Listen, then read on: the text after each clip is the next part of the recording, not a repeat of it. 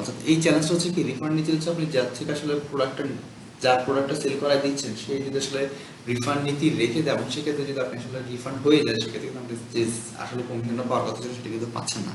ঠিক আছে, এই ক্ষেত্রে আপনার কিন্তু এটা কিন্তু বিবেচনা রাখতে হবে আসলে আপনার যে প্রোডাক্ট আপনি যার থেকে নিয়ে সেল করাচ্ছেন অ্যাকুরেটলি আপনি সেল করতে পারতেছেন কিনা। এবং কম্পিটিশন আসলে দিনে দিনে বাড়তেছে, সেই জন্য প্রতিযোগিতা অনেক। উপসংহার এটাই বলতে পারি যে ডিজিটাল প্রোডাক্ট ড্রপশিপিং হচ্ছে হালাল হতে পারে যদি বৈধ অনুমতি, স্বচ্ছতা এবং সুবিধাসম্মত পদ্ধতি অনুসরণ করা হয়।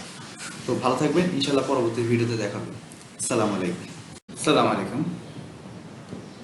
জব সলিউশন ইউটিউব চ্যানেলে স্বাগতম।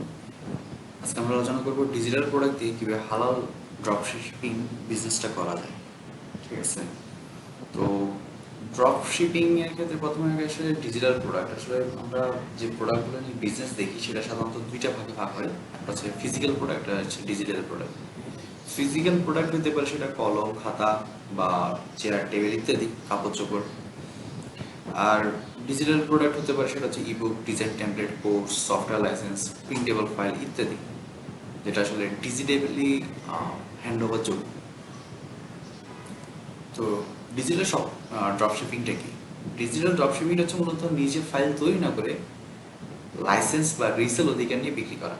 সাপোজ আমার একটা ধারণা হচ্ছে পাইথন একটা কোর্স আছে, সেই পাইথনের কোর্সটা আমি যে কোনো একটা ড্রপশিপিং সাইটে, অন্য কোনো সাইটে আমি আসলে পাবলিশ দিয়ে রেখেছি এবং সেখান থেকে হচ্ছে যে সেই ভিডিওটা অর্থাৎ সেই কোর্সটা যদি আপনি অন্য কোথাও আপনি বিক্রি করে দিতে পারেন, আমি সেখান থেকে আপনাকে একটা কমিশন দেবো। ঠিক আছে, এক্ষেত্রে আপনি যে কাজটা করতেছেন জাস্ট হচ্ছে যে আমার কোর্সটাকে আপনি নিয়ে সেটার লাইসেন্সটা বা সেটা আপনি কাউকে সেল করে দেওয়ার ব্যবস্থা করে দিচ্ছেন। ঠিক আছে, ডিজিটালি আপনি বিজনেসটা করতেছেন। তো এই ক্ষেত্রে ডিজিটাল ড্রপ শিপিং এর ক্ষেত্রে যেটা সুবিধা হচ্ছে যে আপনার আসলে কোনো ধরনের এখানে আসলে কাজটা করা লাগতেছে না, এটা আপনি নিজে তৈরি করা লাগতেছে না, কাজটা আমি করছি, জাস্ট আপনি বিক্রিটা করার ব্যবস্থা করে দিচ্ছেন। তো এটা কখন হালাল হতে পারে? এটা হালাল হওয়ার জন্য কিছু কন্ডিশন অবশ্যই মিট করতে হবে। তার মধ্যে মালিকানাটা অবশ্যই বৈধ হতে হবে, বিক্রির অনুমতি থাকতে হবে, অর্থাৎ আমি যে পণ্যটা তৈরি করছি সেটা অবশ্যই আমি রিয়েল হইতে হবে, আমি রিয়েল প্রোডাক্টটা তৈরি করা লোক হইতে হবে। সাপোজ আমি যদি অন্য কারো কোনো একটা বই যেটা আসলে কপিরাইট আছে সেরকম কোনো বই যদি নিয়ে এসে আমি যদি কপি পেস্ট করে সেটা নিজের নামে ছেড়ে দিই, তাহলে সেটা কিন্তু আসলে হালাল হচ্ছে না। ঠিক আছে, বেসিক্যালি প্রতারণা করা যাবে না, হারাম কন্টেন্ট তো বিক্রি করাই যাবে না। ঠিক আছে, বিভিন্ন ধরনের হারাম কন্টেন্টও কিন্তু খুব হাই রেটে সেল হয়। ঠিক আছে, রিসেল হয়। তো সেই সব বিষয় থেকেও দূরে থাকা লাগবে, তখন এটা অবশ্যই হালাল হবে। আর কখন হারাম হওয়ার ঝুঁকি থাকে? যখন আসলে এটা পাইরেটেড সফটওয়্যার হবে, যেটা বললাম যে আপনি ধরেন ভিজুয়াল স্টুডিও বা ধরেন হচ্ছে বিভিন্ন ধরনের আপনাদের সফটওয়্যারের ক্ষেত্রে যারা সফটওয়্যার নিয়ে কাজ করে তারা সফটওয়্যার, বিভিন্ন ধরনের সফটওয়্যার আছে যেগুলো খুব পেইড সফটওয়্যার, সেগুলো আপনি কি করলেন, সেগুলো সামহাও কেউ একজন কিনছে বা সে ধরে রাখছে, সেখান থেকে আপনি অর্থাৎ পাইরেটেড করছেন। ঠিক আছে, চুরি করা ই বুক অথবা অননুমোদিত রিসেল, অর্থাৎ যেটা আপনার অনুমোদন নাই বাট আপনি রিসেল করতেছেন বা ভুয়া দাবি করতেছেন, তখন অবশ্যই এটা হারাম হয়ে যাবে।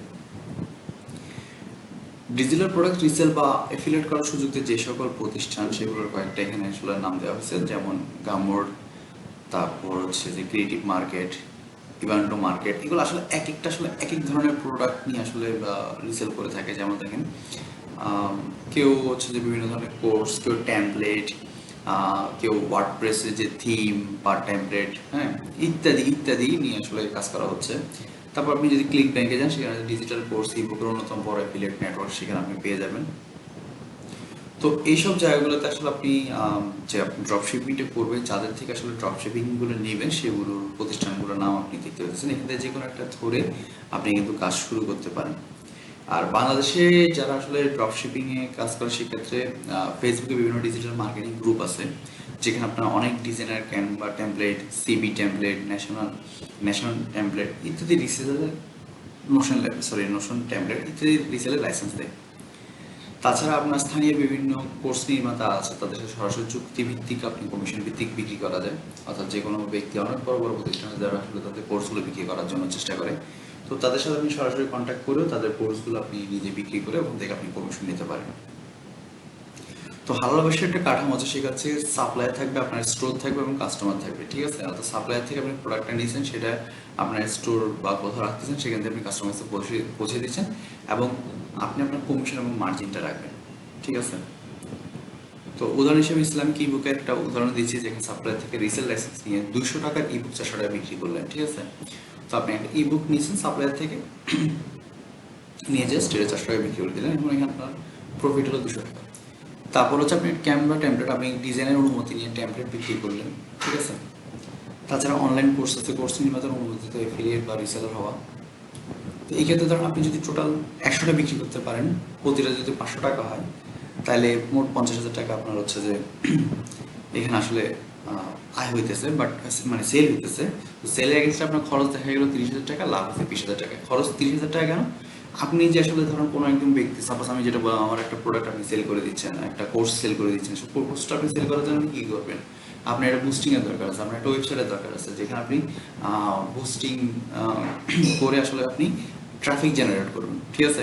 ওই ট্রাফিকগুলোকে কোথায় নিয়ে আসবেন? আপনার যে ওয়েবসাইটটা তৈরি করতেছেন সেখানে আপনি নিয়ে আসতেছেন, সেখান থেকে আপনি আসলে সেলসটা জেনারেট করতেছেন, ঠিক আছে?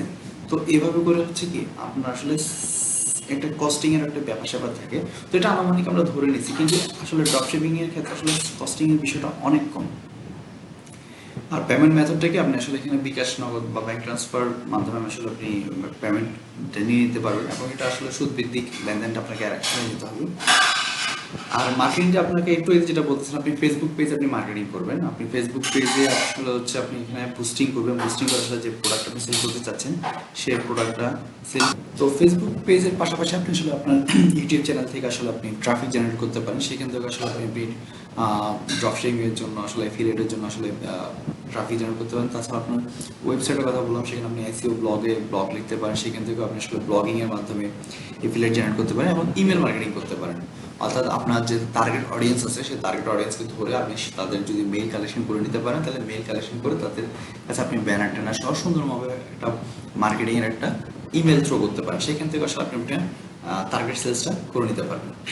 এখানে সুবিধা হচ্ছে কি, সুবিধা হচ্ছে স্টক লাগে না, আপনার কোনো ধরনের আপনি নিজে থেকে কোনো কিছু তৈরি করতেছেন না, আপনি জাস্ট হচ্ছে থার্ড পার্টি কারো কাছ থেকে জিনিসটা নিয়ে এসে আসলে আপনি আসলে সরি থার্ড পার্টি না, আপনি মেইনের অরিজিনাল কারোর থেকে প্রোডাক্টটা নিয়ে আপনি থার্ড পার্টি হিসেবে অন্য কারোর থেকে বিক্রি করে দিচ্ছেন, ঠিক আছে?